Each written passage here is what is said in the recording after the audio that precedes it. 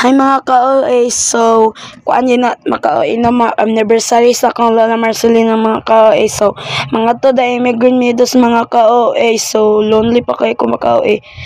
So nagbiyahe na mi dala mga ka-OA no. So taman biyahin lang mi dala mga ka-OA. Kato pa bitong bata ko mga ka-OA, wala pa gani ko gipanganak, wala na akong lola. Wala pa jud ko kakita sa akong lola mga ka-OA kay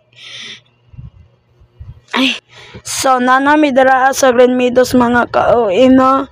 So hapit na dadagay mga patay dira mga ka-OA no. So lonely jud kay ko ka-OA. Dagay pa maday patay kaysa sa tuwa diri sa Pilipinas no. So mga ka-OA sa jud ko kay dira kay sa picture ako nakakita. So hapit na mi dira mga ka-OA no. So nice jud day kayo ilang mga lubong mga ka-OA no, kay mura jud siya kinuod na balay tas nindot kay kuanon kay tiles.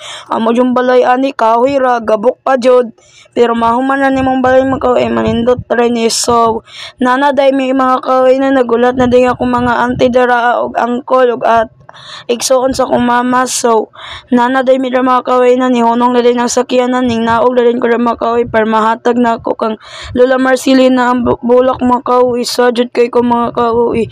So sa bonday ni mani si Lola Marcelina mga ka-OA no, kay gi-transfer ni siya kay Loy kay tuyang nilubungan kong sa una mga ka-OA kay sagbutan tas na mga ka-OA nga nangabali. So maora ta mga ka-OA, thank you for watching, don't forget to follow